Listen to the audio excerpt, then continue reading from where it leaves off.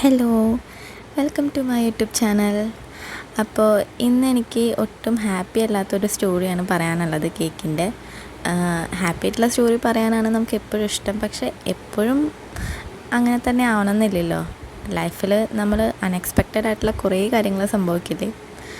അപ്പോൾ അങ്ങനെ ഇതെൻ്റെ ഫസ്റ്റ് വീഡിയോ ആണ്, അതുകൊണ്ട് എനിക്കത് എത്രത്തോളം നന്നായിട്ട് ചെയ്യാൻ പറ്റുമെന്ന് എനിക്ക് അറിഞ്ഞുകൂടാ. Hope you understand. അപ്പോൾ കേക്കിൻ്റെ സ്റ്റോറിയിലേക്ക് വരാം. ഇത് ഞാൻ എൻ്റെ നെഫ്യൂവിന് വേണ്ടി ചെയ്ത കേക്കാണ്. എക്സാമിന് നന്നായിട്ട് സ്കോർ ചെയ്തപ്പോൾ അതിൻ്റെ ഒരു അപ്രിസിയേഷൻ കാണിക്കാൻ വേണ്ടിയിട്ടാണ് നമ്മൾ ഈ കേക്ക് ചെയ്ത്. നല്ല പനിയും ചുമയും ഒക്കെ ഉണ്ടായിരുന്ന സമയത്താണ് മോൻ എക്സാം എഴുതാൻ പോയിട്ടുണ്ടായിരുന്നത്.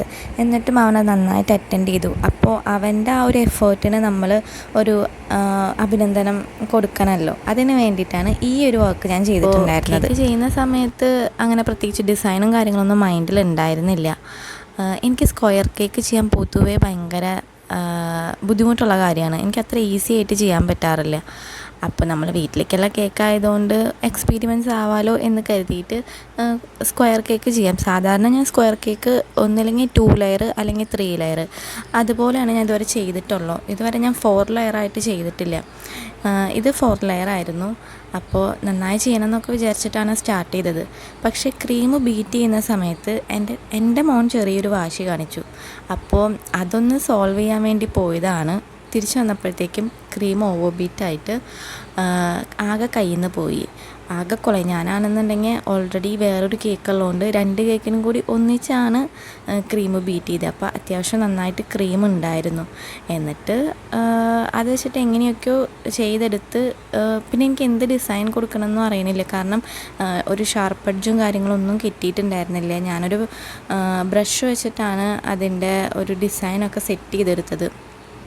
പിന്നെ ഒരു കണക്കിന് ഞാൻ ഒരു ഫ്ലവറൊക്കെ വെച്ചിട്ട് ആദ്യം ഒരു ഡിസൈൻ ചെയ്തു. അത് കണ്ടപ്പോൾ എനിക്ക് ഒട്ടും ഇഷ്ടമായില്ല.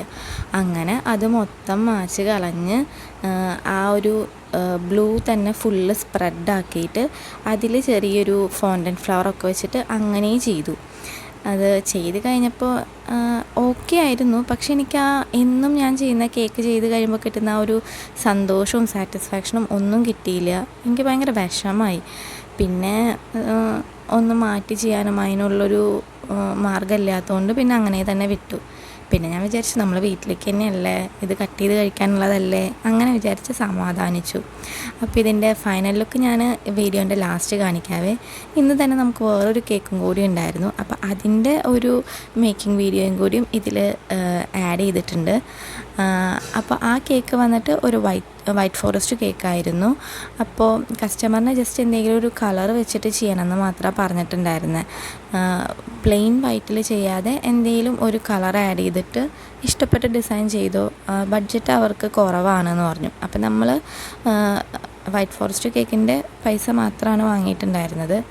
പിന്നെ അതിൽ വലിയ എക്സ്ട്രാ വാങ്ങാനായിട്ടുള്ള ഡിസൈനും കാര്യങ്ങളൊന്നും നമ്മൾ ചെയ്തിട്ടും ഉണ്ടായിരുന്നില്ല. അപ്പോൾ ആദ്യം നമ്മൾ ക്രം കോട്ട് ചെയ്ത് വെച്ചിട്ട് ഉണ്ടായിരുന്ന ആ ഒരു കേക്ക് ഫൈനൽ കോട്ട് വൈറ്റ് കളറിൽ തന്നെ ചെയ്തു. കളർ ആഡ് ചെയ്യുമ്പോൾ ഞാൻ എപ്പോഴും എനിക്ക് മാക്സിമം ഒരു ഫൈനൽ കോട്ട് കൊടുത്തതിന് ശേഷം അതിൻ്റെ മുകളിൽ വളരെ ലൈറ്റായിട്ടാണ് കളർ ആഡ് ചെയ്യുക. അപ്പോൾ അങ്ങനെ ആകുമ്പോൾ നമുക്ക് അധികം ബിറ്റർ ടേസ്റ്റും കാര്യങ്ങളൊന്നും വരില്ല.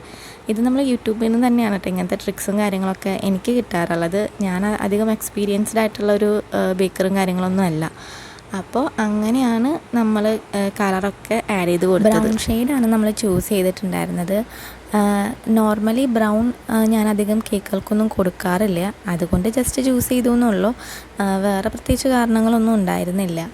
പിന്നെ ഞാൻ ആദ്യമായിട്ട് കേക്കൊക്കെ ചെയ്ത് തുടങ്ങിയ സമയത്ത് സ്ഥിരമായിട്ട് ചെയ്തുകൊണ്ടിരുന്നത്, കാരണം ചെയ്യാൻ എളുപ്പമുള്ളതും ചെയ്ത് കഴിഞ്ഞാൽ വലിയ എന്താ പറയുക വൃത്തികേടില്ലാതെ നല്ല കുറച്ച് ഭംഗിയായിട്ട് നിൽക്കുന്ന ഒരു ഡിസൈനായിരുന്നു. മുകളിൽ കുറച്ച് റോസറ്റയും താഴെ ആ റോസറ്റ നോസിൽ വെച്ചിട്ട് തന്നെ ഒന്ന് പൈപ്പ് ചെയ്ത് കൊടുക്കുന്ന ആ ഒരു ഡിസൈൻ. അപ്പോൾ ഇതിലും അത് തന്നെയാണ് ഞാൻ ചെയ്തിട്ടുണ്ടായിരുന്നത്. സൈഡിലൊക്കെ പാലറ്റ് നൈഫ് വെച്ചിട്ട് വെറുതെ ഇങ്ങനെ ഒന്ന് വരച്ചു കൊടുത്തു, ആ ഒരു അങ്ങനത്തെ ഒരു ടെക്സ്ചർ കിട്ടാൻ വേണ്ടിയിട്ട്. അതിനുശേഷം റോസ് ഫ്ലവേഴ്സൊക്കെ വരച്ചിട്ട് താഴെയും അതുപോലെ തന്നെ പൈപ്പ് ചെയ്ത് കൊടുത്തു. അങ്ങനെ സിമ്പിളായിട്ടുള്ളൊരു ഡിസൈനാണ് ചെയ്തിട്ടുണ്ടായിരുന്നത്. പിന്നെ നമ്മൾ കുറച്ച് ഗോൾഡൻ ലീവ്സൊക്കെ ഫ്രണ്ടിൽ കുറച്ച് കൊടുത്തിട്ടുണ്ടായിരുന്നു. പിന്നെ ഒരു ഹാപ്പി ബർത്ത്ഡേ ടോപ്പറും വെച്ചിട്ട് കേക്കിൻ്റെ ലുക്ക് നമ്മൾ ഫിനിഷ് ചെയ്തു. ഇതാണ് ഞാൻ നേരത്തെ ചെയ്ത കേക്കിൻ്റെ ലുക്ക്. പിന്നെ ഇതിൻ്റെ ലുക്ക് ഇതും. അപ്പോൾ എല്ലാവർക്കും ഇഷ്ടമായെന്ന് വിചാരിച്ചു.